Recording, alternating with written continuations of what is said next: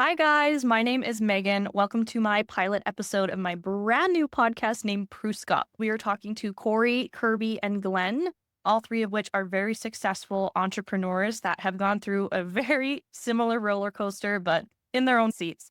I hope you enjoy the conversation just as much as I did.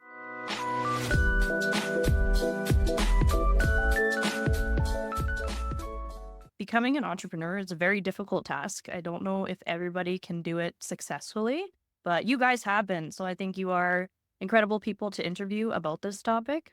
So, my first question for you guys was, what is the turning point that made you finally decide I am not an employee anymore? I'm starting my own business? So the turning point was I was quite happy with my income, but I had this urge, maybe it's better. Maybe it's better. And I think that would be the best way I could describe my turning point was I had the urge to try to see if things could be better.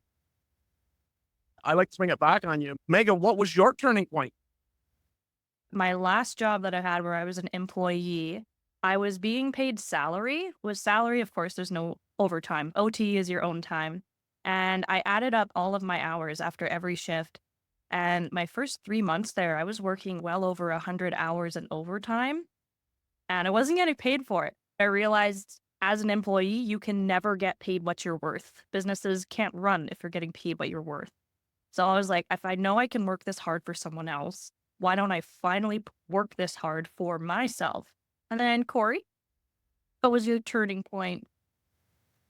What pushed me into entrepreneurship was wanting to be a present father, wanting to be there for my family, wanting to be there. It just wasn't worth the risk to me to not be in a position that allowed me to see my kids grow up for the rest of their life. I think a lot of people can relate with that. Glenn, what was your turning point to being self-employed? Basically, I would say I thought I saw places where I could make improvements in the way things were being serviced or delivered. Basically, saw mistakes or where I thought they were doing things wrong. And then I got into it. Like a lot of things, you realize you don't know as much as what you think, but then you've got to get yourself out of the situations that you put yourself into. Everybody's an entrepreneur at some level because every family's got to deal with revenue and expense. And a business at the end of the day boils down to revenue and expense. Was there a moment where you were really doubting yourself and you were like, oh my God, why did I do this? I could just get a 9 to 5 job again and go back to stability. Whether you're an employee or entrepreneur, you wake up in the morning and some days your energy level is through the roof and you can't wait. You can't wait to get started. Why is the sun not up yet? And you wake up some days and you're like, oh, I don't want to get out of bed till lunchtime. So 100%, 100%. There's the challenges that you run into as an entrepreneur. It's not for the faint of heart some days. So what do you do? Because everybody has these moments. What keeps you going? The beauty with my journey is it's switched to like Cory, family. It's for my family. It's for me, for my family. Entrepreneurship, you might have to work 200 hours a week, 180 hours a week, or 90 hours a week. But at the end of the day, it is your equity that you're pushing.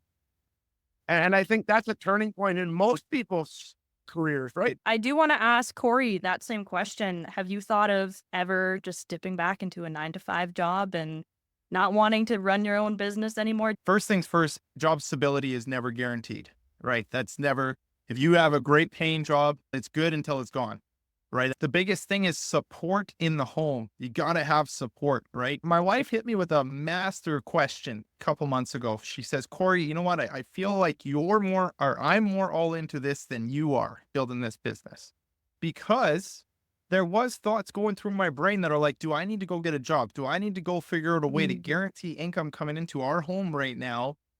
Or do I just need to work harder in this certain area? And it was her saying that taught me immediately that she is just as all in as I actually am. And I can forget those doubts and thoughts that I'm having about needing to make income and just go all in on what I'm doing. And that's going to create that opportunity. Whether we've read the book or heard of the quote from Think and Grow Rich, burn your boats, that's got to be your mentality. If you're going to win, you got to sink everything around you and go for it. Very interesting, because the way I look at it is, so what's the risk? You're learning new skills, and the way I thought about it, and the way I still think about it, is that you're learning new skills. You're learning how the system works. You're putting more cards into your wallet. You're putting more stuff into your resume. So what do you have to lose, really? You're always looking, questioning, and I think being curious is something that's built into entrepreneurs, looking for answers and being curious and asking why. And then you'll go down the rabbit holes whether you want to or not, I think. What traits do you see in successful entrepreneurs that you don't see in ones that don't make it? So you touched on always being curious. That's a really good one. Or always having an itch to do more. For me personally, I can't speak for everybody else. For me, success for me is making the right decisions. If you base it on money, if you base it on greed, if you base it on lack of humility, I don't become very successful. That's my journey from the first day I opened my company, is realizing that being humble, I couldn't have anything, Megan, if I didn't have people working with me. What about stress? Was there a lot of stressful times, and how did you handle that? I believe stress is a relative term, like sadness, like selfishness. If we want to dwell on a horrible moment in our careers as an entrepreneur, it can consume you. But if you want to deal with stress on a level of acceptance, then stress doesn't really stick around too long. Yeah, the inability to take a decision when the decision has to be taken. A good friend of mine taught me, make a decision with conviction. Then you're not wrong. So, Glenn, would you say that the trait that you notice in successful people is being able to use stress properly or not letting it linger? Success, part of it is determination too, because there's bumps in every business person's journey, and then maybe sometimes it's business related, sometimes it's not business related.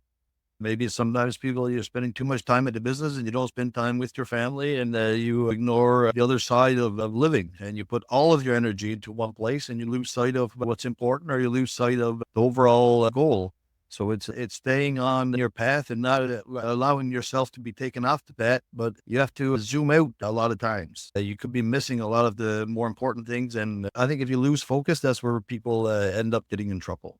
I love that you use the phrase zoom out. I use that all the time, helping people purchase properties or making decisions. And they're just so narrowed in on this one little thing that it seems this big because they're so zoomed in on it. But I try to help people zoom out. Cory, what have you noticed from successful people? Consistency and discipline. If we're just going to put those two things out there really quick. Being a quality person, someone that actually operates from their heart, that's going to go a long way. The mind can do a lot of things to somebody. Ego, greed, money. A lot of people lose everything because of money. And it's what are you getting in business for? What's the main reason? When it really comes down to it, if people get too far in their head, they start pre-planning things like they've already happened. What's the difference between what you just described, pre-planning things before they happen, and manifesting? Oh, good question. So manifesting, there's this one saying that I love, start with the end in mind. Okay. When you have that vision and you actually say it, you actually have the vision, you're telling yourself what kind of life you want to have in the future, what your world really looks like. I feel like manifesting is you're just connecting with a deep part of you that is truly finding what you actually want. You're saying manifesting is the big picture and why. Don't focus on the how. I wanted to jump on this question here of traits you see in successful people. I think for me, what I've noticed for my version of success is people that have made it in my eyes, none of them are victims. Even if you have a high net worth, but you are blaming your family or your business partner or the market crash, or if you are blaming external sources for your situation, you are not going to make it in the long run. And for me, success is sustainability. And I don't think it's sustainable to be a victim. And everybody that I look up to as a business owner or just a human being in general, all of them just admit that stuff is hard, but they know it's temporary and life is going to get so much better. They just got to keep going and make the best of what they have. It starts and ends with. Yeah, absolutely. I'm excited to talk about this. Well, then Yeah, go. we can spin off of that. Where do you thinking, Corey? It's victim mindset, right? So there's 3 R's that are tied to that: resistant, resentment, and revenge, right? So if someone says something, something happens, any of these and any of those 3 R's happen, you resent the person, you have resistance, or you want revenge, instantly your mind is in a victim mindset.